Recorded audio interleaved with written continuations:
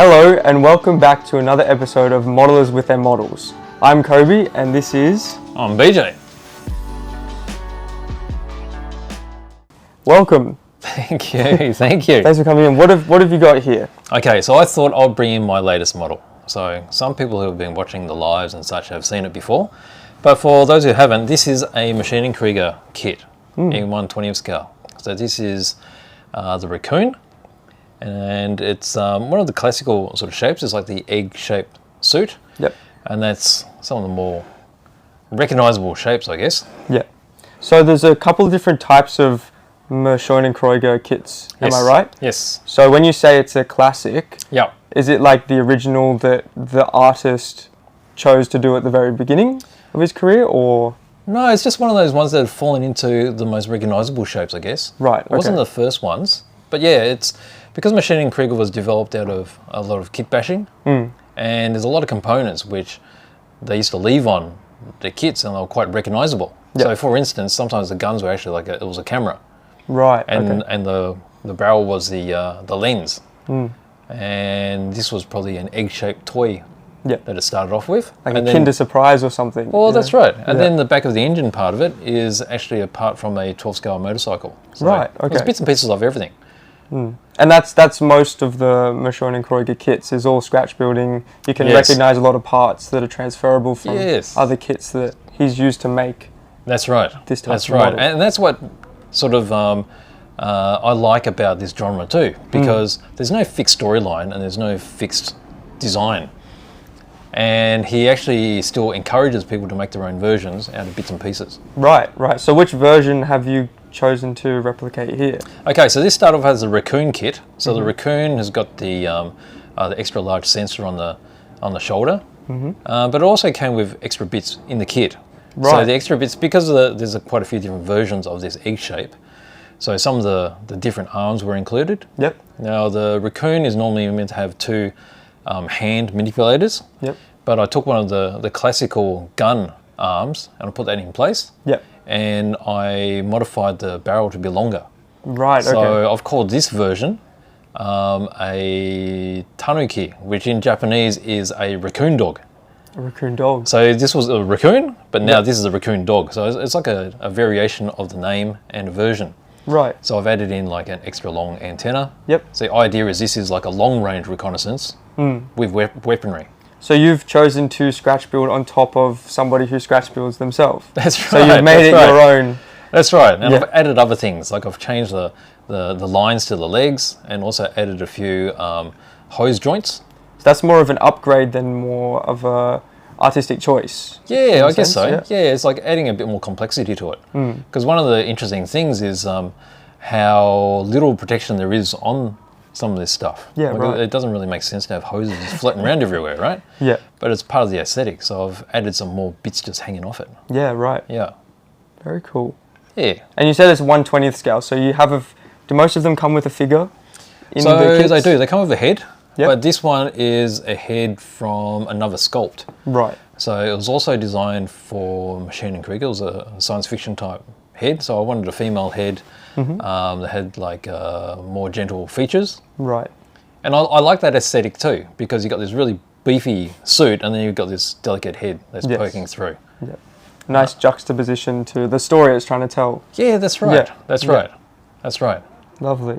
Would you like to speak a little bit about the paint?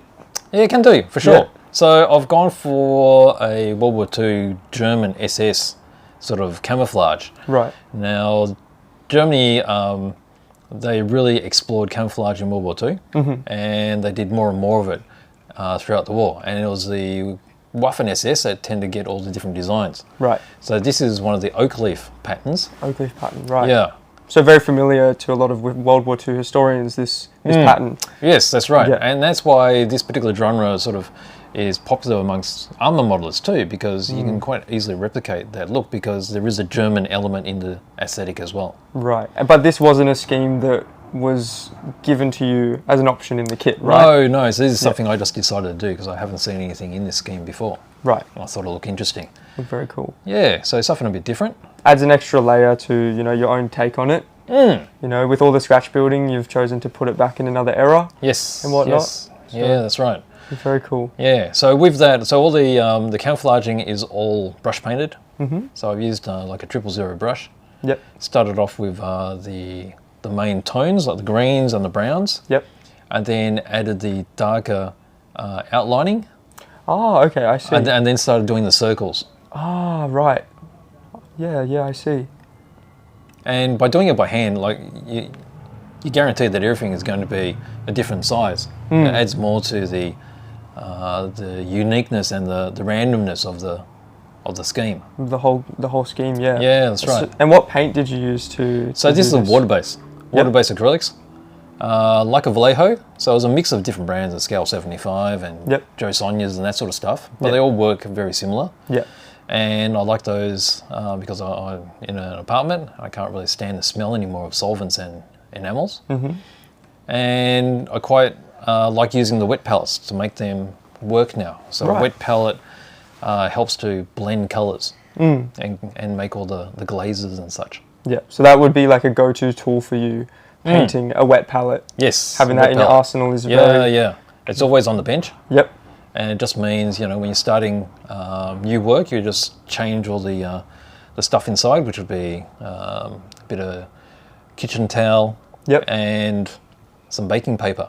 Yes, I use baking paper in a little tray. Yes. Yeah. That's like a very makeshift. So you can buy like wet palettes that are kits. Like they come with all the sheets specific to the brand. Yes. But if you're looking for like a budget-friendly wet palette, it doesn't last as long, but you can use the cotton bud lids. Oh, yes. They're just shallow enough, and you put a couple drops of water in with a baking paper. Yes. That's like a makeshift. Yeah. Well, anything that works for you. Yeah. So there's no doubt there's a lot of nice commercial ones available. They look really neat and they work really well. But if you don't have one, you can quite easily makeshift one. Yeah, exactly. And one more thing about this. Yes. You've chosen to go with a diorama. Yes. To tell a story. Yes. It's like a vignette, right? Yes. So it's a single figure on a scenic base. Yep. So what have you chosen to use here? Like from the beginning. Yeah. It looks like you've got a foam base. Is that correct? Yes. So it's an expanded polystyrene foam base. It's the what do they call it? Is it the... XPS, is it? Yeah, XPS, that's right. XPS foam. Yeah. So it's very easy to cut.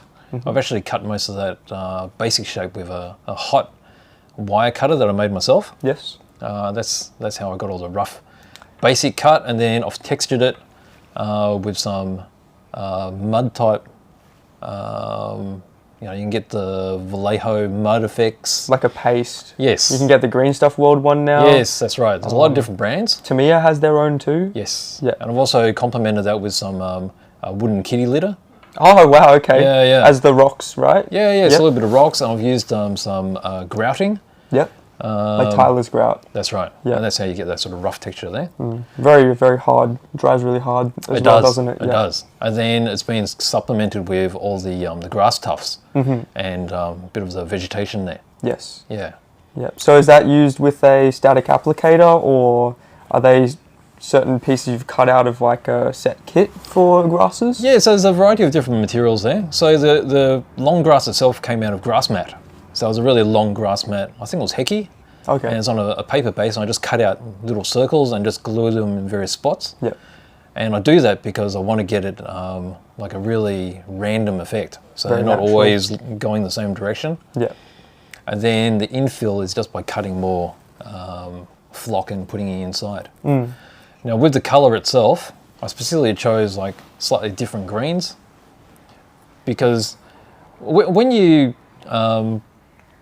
I guess the composition of a figure, you don't want it to be totally hidden.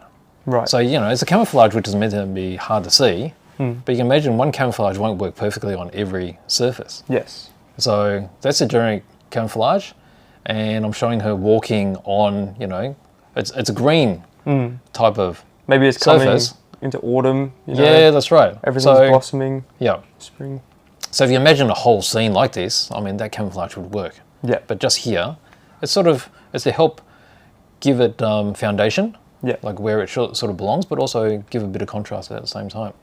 So I've used some of the Lars Ophoff bushes as well, and there's some green stuff ivy here, which I thought worked really well. Yeah.